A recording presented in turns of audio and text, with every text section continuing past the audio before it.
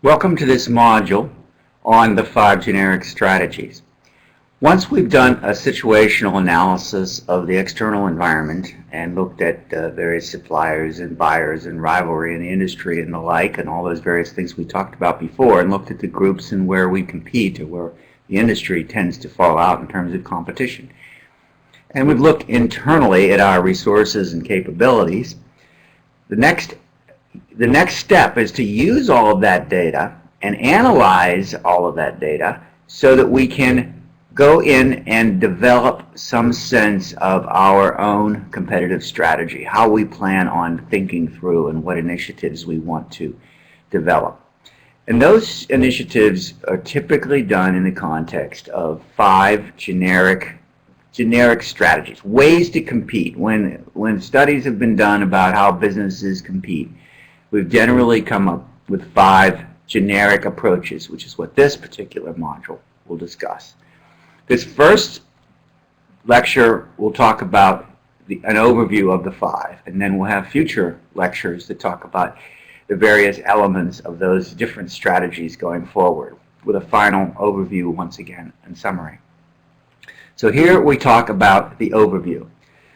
What distinguishes how different businesses tend to compete is whether or not they target a broad market, a pretty large geography, or a large number of market segments, or whether they tend to focus on a single segment, a single geography, something like that.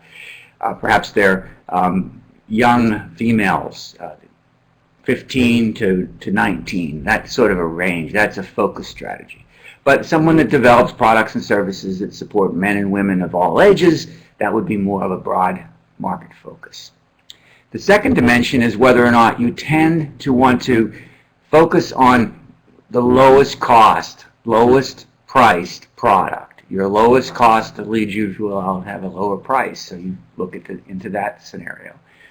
Or whether or not you want some particularly unique element to your product that differentiates it from others. So you can think about whether or not your business or a strategy that you want to develop is about making your products unique, that people ask for them and select them, which typically means you can have a higher price, or whether or not you want to just be the one when they're looking and they just search through all the ones that they like, they find the lowest cost and one lowest price, and they buy your product. That's the other approach that you can be thinking about. So that leads, those 2 dimensions and how they interact leads to essentially 5 competitive strategies. You can go after being the low-cost provider broadly. In other words, you'll sell to anybody and you're always the cheapest, or that's the plan. And that, of course, leads to wanting to have a low-cost operation. The second thing, though, is you could have broad differentiation, which means that you want to sell to broad marketplace, but each of the products you sell, you want it to be a little bit better, maybe a little higher price. You don't want to be the cheapest thing. You want to be one that people look for and they identify and they say, I like that one. I want that particular product. So that's the broad differentiation strategy. You're not the cheapest, but you're in a lot of markets, and people look for certain attributes and features of your product. Those are the ones where you're in a broad market. If you're in a focused market, you do the same thing. You could be focused on a particular segment. You're selling to a very, very narrow segment, but you're the lowest cost. For example, you might be selling to very narrow segments in like women's lacrosse players, for example.